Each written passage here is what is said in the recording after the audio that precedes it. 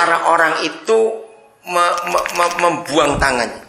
Kalau orang itu rasa putus asa, rasa lelah betul-betul, gimana ya? Ayo, masa lupa? Nah, itu. Coba tirukan lagi Bu sana, betul toh? Nah, kan kita masih banting tangan kita, membuang tangan kita. Artinya sudahlah, capek betul hidup ini, putus asa sekali. Nah, ayat ini berbicara kalau kita ketemu orang seperti itu, kuatkan tangan itu. Ini pengikut Yesus, katakan amin. Supaya mereka kuat lagi. Yang berikut masih ayat 12. Lutut goyah, jangan jawab karena rematik, awas. Ayo, biasanya lutut yang goyah itu karena apa orang itu? Ayo, ada kata lain. Kalau nggak kata goyah, saya nggak mau menyebutkan kata yang itu. Langsung tahu nanti, saudara. Lutut goyah itu menandakan orang itu sedang apa? Sedang apa? Yang kuat, sedang apa? Susah, bukan? Lutut goyah, kurang makan, bukan? Bukan, ayo. Iya, ayo, yang kuat. Apa? Iya, takut. Lutut yang gemetar. Itu lutut yang goyah. Nah, kalau kita pengikut Yesus, saudara, kita harus ada perhatian seperti ini. Jumat yang lalu, kami masih ada di Sydney. Seperti saudara tahu, saya ini kalau diajak orang ke penjara pelayanan, saya tidak akan pernah nolak. Karena itu prinsip saya dari dulu. Saya pelayanan kemana aja saya bisa tolak. Kalau saya memang nggak bisa, tapi kalau ke penjara saya tidak. Nah, hari Kamis malam itu saya diajak seseorang. Oh ya, yuk. Nah, saya juga nggak tanya panjang lebar. Karena diajak ya saya iya saja. Ternyata begitu sampai di penjara, ditanya mau kunjungan siapa. Saya kan diam, saya nggak tahu kok. Ternyata yang ngajak saya juga nggak tahu. Loh, jadi kamu ini kesini bagaimana? Jadi dia rasa bingung. Nah, kebetulan ada satu pendeta, dia lagi ngunjungi orang dari RRC yang ditahan di situ. Ya udah, akhirnya kami ngikut. Ngisi form yang ngunjungi orang kepada kami nggak kenal. Ya. Tapi saya tetap percaya bahwa nggak ada yang salah. Ya udah masuk. Nah, rupanya pendeta ini tahu kalau kami ini harusnya cari orang Indonesia. Terus pendeta ini ngomong pada yang dikunjungi, yang orang RRC ini. Kamu tahu nggak ada orang Indonesia nggak di sini? Oh ada, saya kenal. Panggilin, katanya gitu. Terus saya tuh ngelihat sampai ngajak saya. Panggilin, ini orang dari mana sih? Nggak tahu. Gitu. Soalnya ternyata keluar orang. Namanya Alwi. Ada campuran Arab. Dia dari Jogja, dia Muslim. Wah, untuk kerjanya luar biasa betul. Akhirnya kami ngomong dengan dia. Ya, tentang hidupnya, nasibnya betul-betul kasihan. Dia nggak punya siapa, sudah 2 tahun dia ditahan di situ dan belum ada keputusan. Mau sampai kapan dia juga nggak tahu. Dan untungnya di penjara dia bisa pakai handphone. Saya bilang, saya sebut yang ngajak saya ini, anggap bapak ini keluargamu di sini. Kalau kamu ada apa-apa, kontak dengan dia. Ngomong cerita macam-macam. Saya kenalkan, saya pendeta, saya kenalkan. Terakhir juga kami ajak doa. Terus saya bilang soal kehidupan segala macam. Terus terakhir saya bilang, kamu pengen makanan apa sih? Karena saya tahu di situ kan gak ada makanan Indonesia. Dia tuh langsung nyebut, kalau bisa kirim sambal teri. Bayangkan sambal teri. 2 tahun saya ngapain. Terus, masa cuma sambal teri? Saya bilang begitu. Coba kamu, ya pasti malu baru kenal gitu. Coba kamu ngomong yang lain. Wah, terus dia pengen rendang.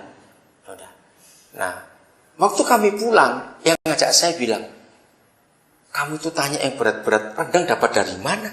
Sambal teri dapat dari mana? Loh, kan saya cuma tanya dia tadi itu. Saya nggak minta kamu untuk masak, saya bilang begitu. Ya sudah, dia cuma tertawa saja. Kok yang lain saya bisa masak, tapi ini bagaimana ini sekarang? Ya udahlah, saya bilang begitu aja. Tapi saya catat nomor handphonenya. Jadi dari Jumat itu saya telepon, Sabtu saya telepon, Minggu kemarin saya telepon dia, senang sekali. Saya belikan dia pulsa juga untuk dia bisa telepon. Nah, Jumatnya saudara, Jumat sore saya harus pelayanan, istri saya mengenai mobil, saya harus naik kereta api. Nah ternyata yang jemput ini terlambat, hujan lagi. Jadi saya tunggu. Nah terus saya tanya, nah kembali kepada orang yang ngajak saya itu. Ini yang jemput nggak, di telepon nggak bisa. Sini tunggu di mana sekarang? Itu dia tanya, nah, Koden tunggu di mana? Saya sebut tempat itu. Nah, itu dekat rumah makan Indonesia, rumah makan Shalom. Suruh apa? Saya pikir suruh berteduh. Enggak, cari rendang di situ. Oh, ada rendang. Bayangin, tentu ngaturnya luar biasa. Dan betul ada rendang di situ, saudara. Saya beli 2 porsi. Terus cari sambal. Saya cuma ada sambal teri. Ya enggak ada sambal teri, dia bilang gitu. Terus ada sambal apa? Sambal bajak. Ya udah, saya minta 4 sambalnya itu. Saya bilang besok mau dikirim ke penjara. Wah, tuan tuh baik sekali. Nah, memang orang ini besok akan ke penjara lagi. Jadi sudah dapat rendang. Nah, Sabtu siang jam 12, kami itu kunjungan ke satu keluarga. Udah, selesai bicara-bicara begitu, terus mereka ngajak makan. Dengarkan. Ini sampai kaget yang ngajak saya itu. Ayo kita makan yuk, saya baru buat sambal teri. Hah? Sambal teri, bayangin saudara. Itu kan sungguh-sungguh luar biasa. Ini sampai orang ini bilang, Tuhan tuh sayang Alwi itu luar biasa. Kok bisa ini? Nah, itu akhirnya kami cerita kepada pemilik rumah, tahu nggak? Wih, senang sekali. Dia membuat gado di depan gado-gado. Langsung orang ini bawa itu ke penjara. Rendangnya, sambal terinya, gado-gadonya, kerupuknya semua ini bawa. Saya telepon waktu dia makan siang itu, gimana Alwi? Aduh, dia bilang sudah 2 tahun saya nggak tahu makanan begini. Saudara, ngerti maksudnya itu? Sampai dia berkata begini, kalau orang itu kriminal, walaupun sekian lama di penjara, tapi dia tuh tahu kapan bebasnya. Tapi saya ini nggak tahu, saya ini digantung terus. Ada satu kasus yang memang unik, saya nggak bisa cerita kepada saudara.